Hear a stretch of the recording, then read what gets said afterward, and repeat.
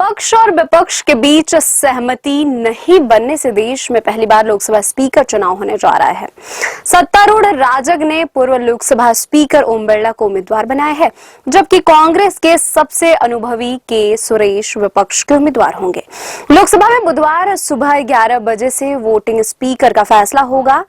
पिछली लोकसभा में निचले सदन के अध्यक्ष रहे ओम बिरला ने राजग के उम्मीदवार के तौर पर नामांकन दाखिल किया है। सत्ता पक्ष और विपक्ष के बीच सहमति नहीं बन पाने पर कांग्रेस सांसद कोडिकुनिल सुरेश ने इस पद के लिए विपक्ष की ओर से अपना नामांकन दाखिल कर दिया है।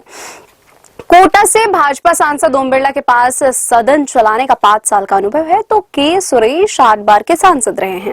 वे प्रोटेम स्पीकर पद के भी दावेदार थे। रक्षा मंत्री राजनाथ सिंह ने आम सहमति बनाने की दिशा में पहल करते हुए कांग्रेस अध्यक्ष मल्लिकार्जुन खड़गे से चर्चा की थी। इसके बाद राजनाथ सिंह की कांग्रेस से संगठन महासचिव केसी वेणुगोपाल और द्रमुक नेता टीआर बालू से भी बात हुई। दोनों नेता राजग उम्मीदवार का समर्थन करने से इनकार करते हुए रक्षा मंत्री राजनाथ सिंह के कार्यालय से बाहर चले गए। इसके बाद वेणुगोपाल ने आरोप लगाया कि सरकार ने उपाध्यक्ष पद विपक्ष को देने की प्रतिबद्धता नहीं जताई।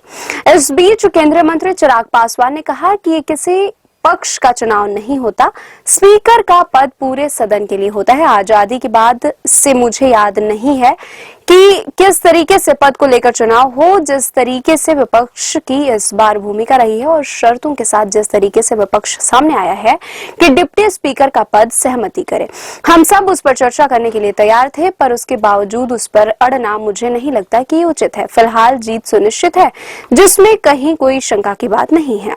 इससे पहले कांग्रेस के पूर्व अध्यक्ष राहुल गांधी ने मंगलवार को कहा था कि लोकसभा उपाध्यक्ष का पद विपक्ष को दिए जाने की परंपरा रही है और यदि नरेंद्र मोदी सरकार इस परंपरा का पालन करती है तो पूरा विपक्ष सदन के अध्यक्ष के चुनाव में सरकार का समर्थन करेगा। उन्होंने संसद भवन परिसर में संवाददाताओं से बातचीत में यह भी कहा कि रक्षा मंत्री राजनाथ सिंह ने समर्थन के लिए कांग्रेस अध्यक्ष मल्लिकार्जुन खड़गे को फोन किया था और फिर से फोन करने की बात की थी, लेकिन अब तक उनका फोन नहीं आया है। राहुल गांधी ने आरोप लगाया कि प्रधानमंत्री विपक्ष से रचनात्मक सहयोग की उम्मीद करते हैं, लेकिन कांग्रेस के नेता का अपमान किया जा रहा है।